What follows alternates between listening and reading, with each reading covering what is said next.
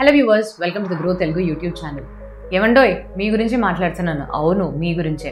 So ఎవరైతే ఇదివరకట్టు ఏదో ఒక ఫ్రెండ్స్ గ్యాదరింగ్లో కానీ ఆఫీస్ క్యూబికల్స్లో కానీ మ్యూచువల్ ఫండ్స్ గురించి ఏదైనా ఒక డిస్కషన్ మొదలు పెట్టగానే అరే మనకి టాపిక్ గురించి తెలియదు కదా, తెలియకపోతే చెప్పడం సిగ్గుగా అనిపిస్తుంది అని అటువంటి డిస్కషన్స్ నుంచి నేను మళ్ళీ కలుస్తాను అని మెల్లగా జారుకునే వాళ్ళకి అందరికీ కూడా ఈ వీడియో చాలా ఉపయోగకరంగా ఉంటుంది. అయితే మీ సీక్రెట్ నాతో పాటు జాగ్రత్తగానే ఉంటుంది, కానీ ఇప్పుడు మాత్రం ఈ వీడియోని చూసేద్దాం. అయితే వీడియోలో మనం ఏం కవర్ చేయబోతున్నాం, అసలు మ్యూచువల్ ఫండ్స్ అంటే ఏంటి, సింపుల్గా ఉండే ఒక ఎగ్జాంపుల్ తోటి అర్థం చేసుకుంటూ అసలు ఇది ఎలా వర్క్ అవుతుంది అండ్ మీకు తగినట్టుగా మంచి మ్యూచువల్ ఫండ్ స్కీమ్ని ఎలా ఎంచుకోవాలి అనే వాటి మీద ఈరోజు ఈ వీడియోతో మేము ముందుకు రావడం జరిగింది. అయితే వీడియోలోకి వెళ్ళడానికన్నా ముందు తెలుసు కదండి, మీరు కానీ ఇంకా మా గ్రో తెలుగు యూట్యూబ్ ఛానల్కి సబ్స్క్రైబ్ చేసుకున్నట్టయితే తప్పకుండా బెల్ ఐకాన్ని క్లిక్ చేసుకోండి. ఎందుకంటే ఎప్పటికప్పుడు ఇంట్రెస్టింగ్ కంటెంట్ని అందించడమే మా లక్ష్యంగా మేము భావిస్తాం. కాబట్టి నేను సిఏ హిరణ్య అండి. ఈరోజు మనం చూడబోయే టాపిక్ అసలు మ్యూచువల్ ఫండ్స్ని ఒక బిగినర్స్గా అంటే ఇప్పటివరకు అవగాహన లేని వాళ్ళకి ఎంత సులువుగా ఈ టాపిక్ని మీ ముందుకు తీసుకురావడం అనేది ఈరోజు మనకుండే అజెండా.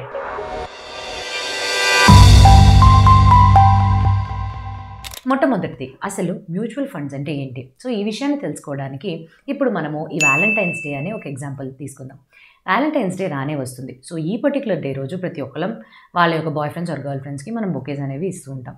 అయితే ఇక్కడ నేను చెప్పబోయే ఉదాహరణలోనే ఒక నలుగురు ఫ్రెండ్స్ ఉన్నారు. అయితే నలుగురు దగ్గర అంత డబ్బులు లేకపోవడంతో ఒక బొకే తీసుకోవాలి అని అనుకుంటున్నారు. ఒక బొకేని ఎలా పంచుకుంటారని అనుకోవచ్చు. కాకపోతే ఆ ఒక బొకేలోని 16 పెద్ద రోజా పువ్వులు ఉన్నాయి. సో ఇలా వాళ్ళు ఏమనుకున్నారు అని అంటే దాని యొక్క ఖరీదు 400 రూపాయలు. సో తలకొక 100 రూపాయలు అయితే మన దగ్గర ఉన్నాయి కాబట్టి తలకో 100 రూపాయలు వేసుకుని ఆ 400 రూపాయలతోటి ఒక బొకేని కొనుక్కుందాం. ఇలా కొనుక్కున్న బొకేని మన నలుగురు మధ్యన 4 పువ్వులు చొప్పున పంచుకుందాము. సో అయితే పని అయితే అయిపోయింది కదా. సో ఇదే విధంగా మనకు ఒక మ్యూచువల్ ఫండ్ స్కీమ్ కూడా వర్క్ అవుతుంది. సో ఈ బొకే మొత్తంలోని ఏవైతే 16 పువ్వులు అయితే ఉన్నాయి కదా, ఆ 16 పువ్వులు కలగలిపిన ఈ బొకే అనేది ఒక మ్యూచువల్ ఫండ్ స్కీమ్ కింద కానీ మనం తీసుకున్నట్టయితే అందులో ఉండే ఆ 16 పువ్వులు ఏవైతే ఉన్నాయో అవి వివిధ రకాల స్టాక్స్ కానీ ఇన్స్ట్రుమెంట్స్ కానీ అయి ఉండొచ్చు.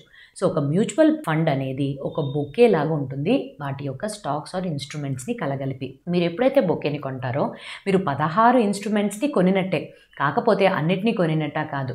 మీరు ఎంతైతే డబ్బులు అందులోకి ఇన్వెస్ట్ చేస్తున్నారో దాని యొక్క మోతాదులో అంటే దాని యొక్క ప్రపోర్షన్లో పర్సంటేజ్లోని మీరు ఎంతైతే డబ్బులు పెడుతున్నారో దానికి మీకు తగినట్టుగా ఇక్కడ ఈ ఉదాహరణలోని ఒక్కొక్క పర్సన్కి 4 పువ్వులు వచ్చినాయి కదా.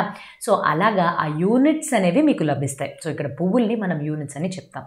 సో మ్యూచువల్ ఫండ్స్లోని మరొక ఇంపార్టెంట్ అయిన కాన్సెప్ట్, ఇది వరకటే చాలా వీడియోస్లో నేను మీకు చెప్పింది ఏంటంటే నెట్ అసెట్ వాల్యూ.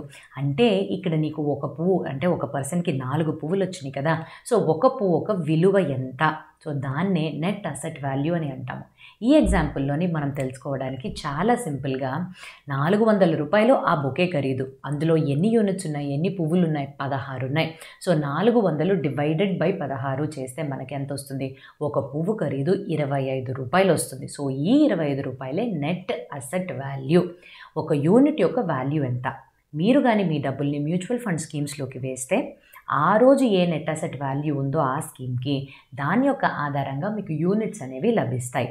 ఈ యూనిట్స్ని మీరు అట్లాగే పెట్టుకుని ఎంతో కొంత సమయం తర్వాత విత్డ్రా చేసుకుంటున్నప్పుడు ఆ రోజు ఎప్పుడైతే అమ్ముతారో దాని యొక్క నెట్ అసెట్ వాల్యూని మనం కలిపితే మీకు total value or total sale value ఎంత నాకు మళ్ళీ తిరిగి వస్తుందని మనకి తెలుస్తుంది. సో ఇదండి ఏదైతే మ్యూచువల్ ఫండ్స్ అండ్ దీనికి తగిన ఎగ్జాంపుల్. అయితే మనము ఒక మ్యూచువల్ ఫండ్ని ఎలా అర్థం చేసుకోవాలి అంటే ఒక మ్యూచువల్ ఫండ్కి సంబంధించిన అన్ని రకాల వివరాలు అనేవి ఒక డాక్యుమెంట్లో లభిస్తాయి. అదే ఫ్యాక్ట్ షీట్ అని అంటాము. అయితే ఇప్పుడు నేను ఒక చిన్న ఉదాహరణ కోసం మీ ముందుకి స్క్రీన్స్ పైన ఒక UTI large cap fund regular plan growth, so ఈ యొక్క మ్యూచువల్ ఫండ్ స్కీమ్ యొక్క ఫ్యాక్ట్ షీట్ని తీసుకొస్తాం. అసలు ఈ పేరు ఇంత పొడవుగా ఉంది కదా, అసలు దీని యొక్క అర్థం ఏంటి అనేది కూడా మనం తెలుసుకుందాం.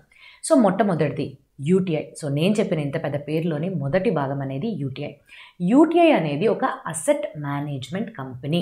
ఈ అసెట్ మేనేజ్మెంట్ కంపెనీ ఏం చేస్తుంది, మీ అసెట్స్ని మేనేజ్ చేస్తుంది. ఎటువంటి అసెట్స్, మీ యొక్క డబ్బులు మీరు ఏదైతే ఇస్తారో దాన్ని వివిధ రకాల స్టాక్స్లోకి మ్యూచువల్ ఫండ్ స్కీమ్స్ ద్వారా ఇన్వెస్ట్మెంట్ చేస్తాయి. ఈ కంపెనీస్ దానంతట అవే ఫంక్షన్ చేస్తాయా అని అంటే కాదు. కంపెనీస్లోని మేనేజ్ చేయడానికి ఈ ఫండ్స్ని మనకి ఫండ్ మేనేజర్స్ అనే వాళ్ళని వీళ్ళు అపాయింట్ చేసుకుంటారు. సో ప్రతి ఒక్క ఫండ్ మేనేజర్కి ఏదో ఒక స్కీమ్ని వీళ్ళు ట్యాగ్ చేస్తారు. సో ఆ ఫండ్ మేనేజర్స్ వాళ్ళకి ఇచ్చిన స్కీమ్స్ని వాళ్ళ యొక్క ఇన్వెస్ట్మెంట్ స్ట్రాటజీస్ అండ్ ఎటువంటి అవసరాలు ఉన్నాయి అని అర్థం చేసుకుంటూ ఎటువంటి స్టాక్స్ ఆర్ ఎటువంటి ఇన్స్ట్రుమెంట్స్లోని మనమందరం కలిసి పెట్టే డబ్బుల్ని మేనేజ్ చేయడం లాంటివి చేస్తారు. సో యూటీఐ ఆర్ ఫస్ట్ భాగం ఎప్పుడూ కూడా అసెట్ మేనేజ్మెంట్ కంపెనీ యొక్క పేరు అవుతుంది. రెండవది లార్జ్ క్యాప్ ఫండ్. ఇది వరకటే చెప్పినట్టుగా మనము మార్కెట్ క్యాపిటలైజేషన్ ఆధారంగా సెబీ వాళ్ళు కేటగిరీస్ ఆఫ్ కంపెనీస్ని తెలియపరిచారు. సో లార్జ్ క్యాప్ ఫండ్స్ అంటే ఏ mutual fund companies or mutual fund schemes అయితే ఈ లార్జ్ క్యాప్ ఫండ్లోకి వస్తాయో వాటి యొక్క నెట్ అసెట్స్లో మినిమం 80% వరకు లార్జ్ క్యాప్ కంపెనీ యొక్క స్టాక్స్లో ఇన్వెస్ట్ చేయాల్సి ఉంటుంది. అయితే 100 లార్జ్ క్యాప్ కంపెనీస్ ఉన్నాయి, వాటి యొక్క స్టాక్స్లో ఇన్వెస్ట్మెంట్స్ చేస్తే ఆ mutual fund scheme large cap fund కింద క్లాసిఫై అవుతుంది. సో లార్జ్ క్యాప్ ఫండ్స్ అంటే ఎప్పుడు కూడా మీకు ఆదాయం అనేది స్టడీగా వస్తూ రిస్క్ అనేది తక్కువ ఉంటుంది. ఇప్పుడు మూడవ భాగం రెగ్యులర్ ప్లాన్. సో ఇందులోని regular plan and direct plan అనేవి ఉంటాయి. డైరెక్ట్ ప్లాన్ అంటే ఏంటి? మీరు ఎటువంటి కమిషన్స్ ఏజెంట్స్కి బ్రోకర్స్కి ఇవ్వకుండా డైరెక్ట్గా మ్యూచువల్ ఫండ్ స్కీమ్లో ఇన్వెస్ట్మెంట్ చేయడాన్ని డైరెక్ట్ ప్లాన్ అంటారు. రెగ్యులర్ ప్లాన్ అని అంటే మీకు మధ్యవర్తులు ఉంటారు అండ్ వాళ్ళకి ఎంతో కొంత కమిషన్ అనేది మీరు చెల్లించాల్సి ఉంటుంది. అండ్ ఫైనల్గా ఉండే భాగం గ్రోత్. సో ఎప్పుడు కూడా మ్యూచువల్ ఫండ్ స్కీమ్స్ 2 రకాల లక్ష్యాల కోసం ఉంటాయి. ఒకటి గ్రోత్ కోసం, ఇంకొకటి డివిడెండ్ కోసం. మీకు కానీ వచ్చే అమౌంట్ తీసుకోకుండా ప్రతి సంవత్సరం మళ్ళీ అది రీఇన్వెస్ట్ అవుతూ ఉండాలి అని అనుకుంటే గ్రోత్ ప్లాన్లోకి వెళ్ళొచ్చు. ఇందులో ఎక్కువగా ఈక్విటీ మ్యూచువల్ ఫండ్స్లో ఆర్ ఈక్విటీ ఇన్స్ట్రుమెంట్స్లో ఇన్వెస్ట్మెంట్స్ చేయడం జరుగుతాయి. ఎందుకంటే అవి ఎప్పుడు కూడా గ్రోత్ ఓరియంటెడ్గా ఉంటాయి. అలా కాదు, నేను వేసే అమౌంట్లోని ఎంతో కొంత భాగం అనేది కంపెనీకి ప్రాఫిట్స్ వచ్చినప్పుడు వాళ్ళు నాకు తిరిగి ఇవ్వాలి, రెగ్యులర్గా ఇన్కమ్ రావాలి అని అనుకుంటే మీరు డివిడెండ్ ప్లాన్ని ఎంచుకోవచ్చు. అయితే గ్రోత్ ప్లాన్లోని మీ యొక్క నెట్ అసెట్ వాల్యూ అనేది ప్రతి సంవత్సరం పెరుగుతుంది అండ్ అలానే కాంపౌండింగ్ ఒక ఎఫెక్ట్ ఎక్కువగా ఉంటుంది. ఇక మీరు కానీ డివిడెండ్ ప్లాన్ తీసుకుంటే ఎప్పటికప్పుడు డబ్బులు డ్రా చేసుకుంటారు కాబట్టి నెట్ అసెట్ వాల్యూ తగ్గడంతో పాటు కాంపౌండింగ్ ఎఫెక్ట్ అంత ఎక్కువగా గ్రోత్లో వచ్చినట్టుగా రాకపోవచ్చు. సో ఇది మనం ఎంచుకున్న example UTI large cap fund regular plan growth. ఇది అర్థమైంది కదా. సో నెక్స్ట్ మనం అసలు ఎన్ని రకాల మ్యూచువల్ ఫండ్స్ ఉన్నాయనే దాని మీద తెలుసుకుందాం. మొట్టమొదటిది మెచ్యూరిటీ. సో మెచ్యూరిటీ పీరియడ్ ఆధారంగా 3 రకాల ఫండ్స్ అయితే ఉన్నాయి. Open ended funds, close ended funds and interval funds. Open ended funds అంటే ఎప్పుడు కావాల్సినప్పుడు మీరు ఇన్వెస్ట్ చేసుకోవచ్చు, యూనిట్స్ని కొనుక్కోవచ్చు, అక్కడి నుంచి బయటికి వచ్చేయచ్చు అమ్మేసుకొని. సో ఇప్పుడు నేను మాట్లాడబోయే మ్యూచువల్ ఫండ్ కేటగిరీస్ ఏవైతే మార్కెట్లో ఉన్నాయో 59% వరకు ఓపెన్ ఎండెడ్ ఫండ్స్ కిందే వస్తాయి. Closed ended funds. ఈ క్లోజ్ ఎండెడ్ ఫండ్స్ అంటే ఒకానొకప్పుడు ఓపెన్ అవుతాయి అండ్ కొద్ది టైంలోనే క్లోజ్ అయిపోతాయి. సో మీరు ఇన్వెస్ట్మెంట్స్ చేసిన తర్వాత ఆ మెచ్యూరిటీ డేట్ వచ్చేంత వరకు మీరు దాని నుంచి డబ్బుల్ని బయటికి తీయలేరు. ఇంటర్వెల్ ఫండ్స్ అంటే ఇవి combination of open ended and close ended.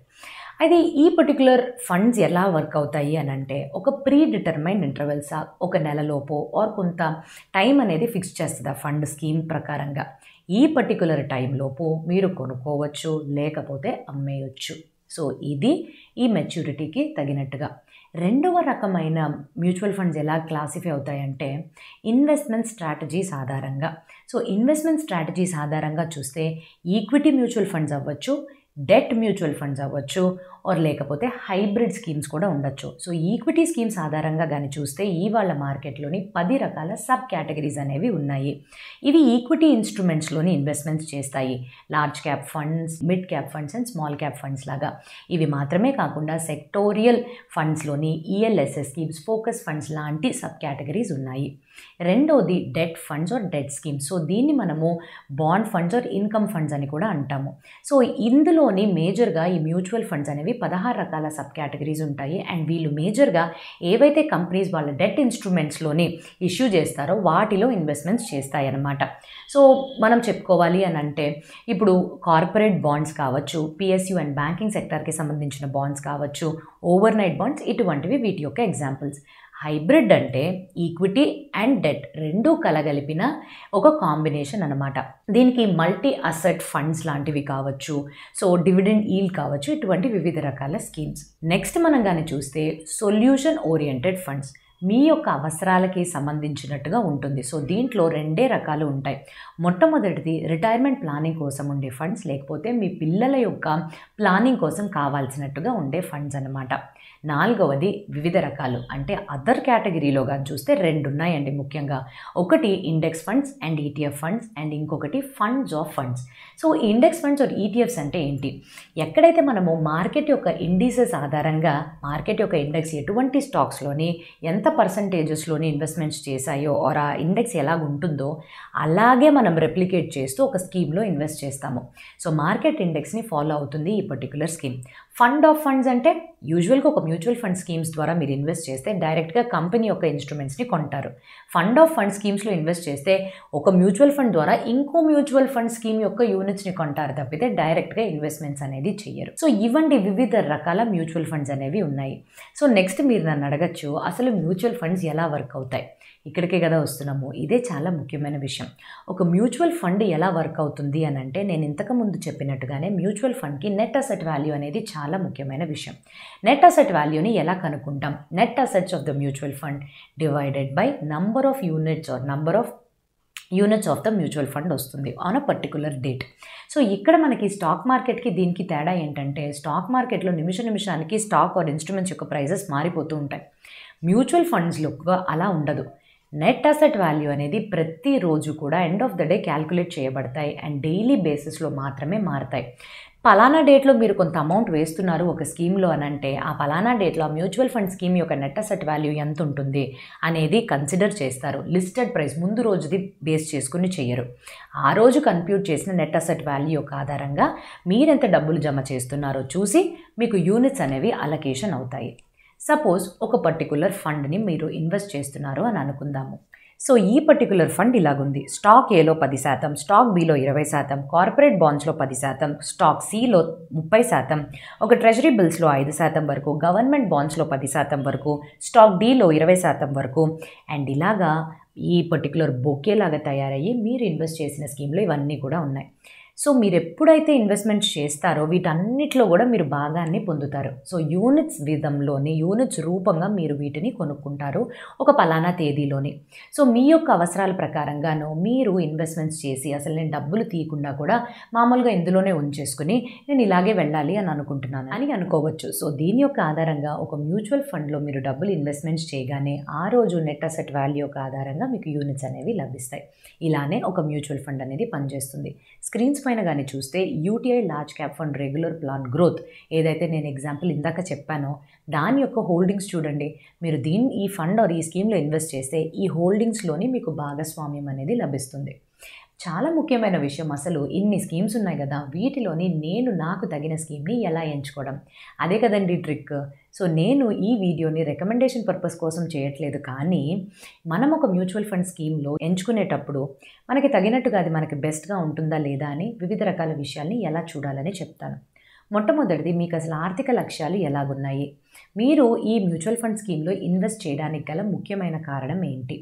అది మీరు ఒక ఇల్లు కొనడానికి అవ్వచ్చు, ఒక చిన్న ఇంటర్నేషనల్ ట్రిప్ తీసుకోవడానికి అవ్వచ్చు, లేదు నేను నా రిటైర్మెంట్ కోసం ప్లాన్ చేసుకుంటున్నట్టు అవ్వచ్చు, లేదు పిల్లలు చిన్నగా ఉన్నారు వాళ్ళు పెద్ద అయ్యేసరికి వాళ్ళకి చదువుల కోసం వాళ్ళ ఖర్చుల కోసం నేను ప్లాన్ చేసుకుంటున్నట్టు అవ్వచ్చు. మరి ఇవన్నీ కాదు, నేను ఒక మంచి ఇండివిజువల్ని, నా దగ్గర డబ్బులు ఇప్పుడు వస్తున్నాయి, వీటిని నేను పోర్ట్ఫోలియో కింద నా అసెట్స్ని ఎలా బిల్డ్ చేసుకోవాలి అని అవ్వచ్చు. ఇలా వివిధ రకాల కేటగిరీస్కి చెందిన ఏదో ఒక లక్ష్యాన్ని మీరు ఏర్పరచుకుని ఉండొచ్చు. సో మీరు ఇన్వెస్ట్మెంట్స్ చేయడానికన్నా ముందు అసలు ఎందుకు చేస్తున్నామో అనే క్వశ్చన్ మీద కానీ క్లారిటీ తెచ్చుకున్నట్టయితే సగం పని అక్కడే సాల్వ్ అయిపోద్ది. రెండవది డ్యూరేషన్, ఎంత టైం వరకు మీరు ఇన్వెస్ట్ చేయాలి అని అనుకుంటున్నారు. మ్యూచువల్ ఫండ్స్లోని దీర్ఘకాలికంగా, తాత్కాలికంగా, short term and long term రెండు కూడా ఉంటాయి. షార్ట్ టర్మ్ అంటే 6 నెలల నుంచి మొదలుకొని 3 సంవత్సరాల మధ్యలో మీరు ఇన్వెస్ట్మెంట్స్ చేయాలి అని అనుకుంటే వాటిని షార్ట్ టర్మ్ అని అంటారు. సో దీన్ని మీరు ఎలాగన్నా కూడా చేయొచ్చు. అంటే మీకు ఏదైనా చిన్న చిన్న అవసరాలు తాత్కాలికంగా ఉంటే వాటి కోసం మీరు షార్ట్ టర్మ్ ఇన్వెస్ట్మెంట్స్ చేయొచ్చు. అలా కాదు నేను దీర్ఘకాలికంగా లాంగ్ టర్మ్‌గా చూస్తున్నానంటే ఇది 3 ఇయర్స్ నుంచి మొదలుకొని ఎంతవరకన్నా వెళుతుంది. ఎప్పుడు కూడా లాంగ్ టర్మ్‌లోని మీరు ఎస్ఐపీస్ ద్వారా ఒక ఆర్థిక క్రమశిక్షణని ఏర్పరచుకుంటే మీకొచ్చే ఆదాయంలో ఎంతో కొంత ప్రతి నెల ప్రతి క్వార్టర్ గాని జమ చేస్తున్నట్టయితే తప్పకుండా మీకు ఆ దీర్ఘకాలికమైన ఎఫెక్ట్స్ కూడాను మంచి ఆదాయం కూడా తెచ్చిపెడుతుంది ఇది. సో నెక్స్ట్‌ది గాని చూస్తే మార్కెట్ క్యాపిటలైజేషన్‌ని కూడా మనం పరిగణనలోకి తీసుకుంటాం. సో చాలా మందికి కొంచెం ఎక్కువ రిస్క్ తీసుకోవాలని అనిపించదు. సో అప్పుడు వాళ్ళు లార్జ్ క్యాప్ ఫండ్స్‌ని ఎంచుకోవడం మనం చూస్తాము. స్టడీగా ఇన్కమ్ వస్తే చాలు అని. కొంతమంది లేదు నేను ఇంకొంచెం రిస్క్ తీసుకుంటానంటే మిడ్ క్యాప్ ఫండ్స్ అనేవి లభిస్తాయి. లేదు నేను ఎక్కువగా రిస్క్ తీసుకుంటాను నాకు ఎక్కువ రిటర్న్స్ రావాలంటే స్మాల్ క్యాప్ ఫండ్స్ అనేవి కూడా ఉంటాయి. దాంట్లో కూడా మీరు ఇన్వెస్ట్మెంట్స్ అనేవి చేయొచ్చు. సో ఇది మూడవది.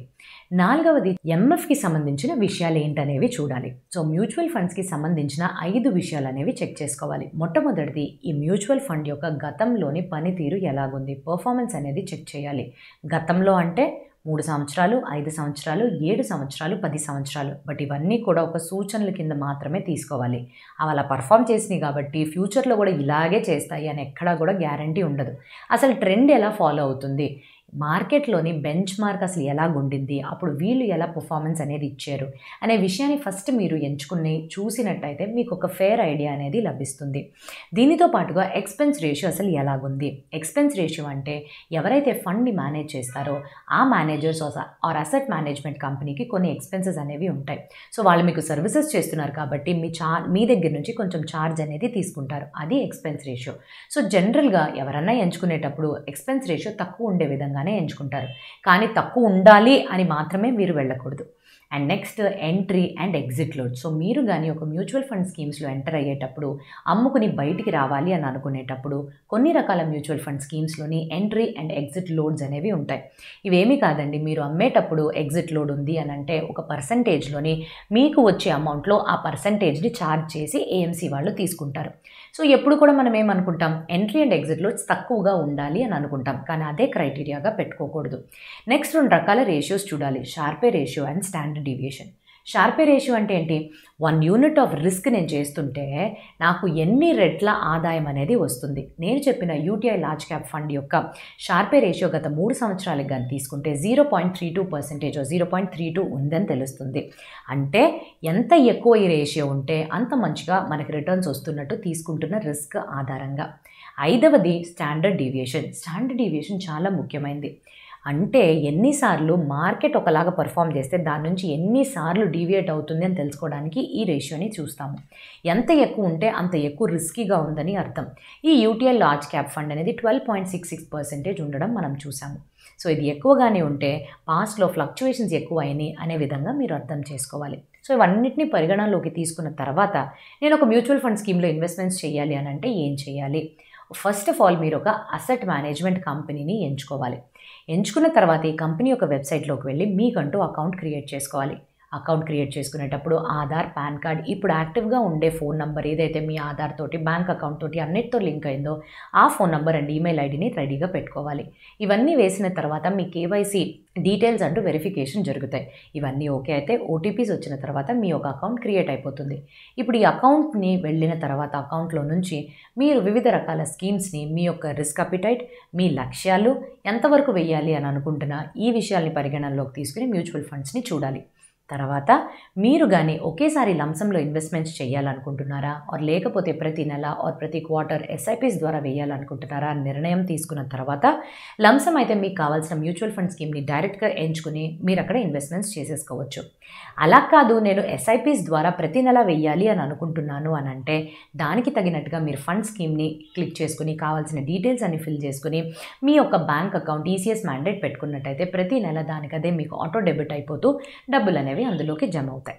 సో ఈ విధంగా మీరు మీ యొక్క మ్యూచువల్ ఫండ్ జర్నీని మొదలు పెట్టాలి అని అంటే ఇంత సింపుల్గా మీరు ఎక్కడి నుంచైనా ఎటువంటి వాళ్ళ యొక్క అవసరం లేకుండా, గైడెన్స్ లేకుండా మీరు చేసుకోవచ్చు. సో ఇదండి ఈ వీడియో ఒక భాగంగా అసలు మ్యూచువల్ ఫండ్స్ అనేవి ఎలాగా ఉపయోగపడతాయి, ఎలాగా ఏంటి, ఎన్ని రకాల మ్యూచువల్ ఫండ్స్ ఉంటాయి అండ్ ఎటువంటి విషయాల్ని చూసుకున్న తర్వాత మీరు ఒక మ్యూచువల్ ఫండ్ స్కీమ్ని ఎంచుకోగలుగుతారు అని పూర్తి వివరాలను అందించాను కదా. సో ఇది మీకు యూస్ఫుల్గా ఉంటుంది అని భావిస్తూ ఇది ఒక ఎడ్యుకేషనల్ పర్పస్ కోసం మాత్రం చేసిన కంటెంట్ అండి.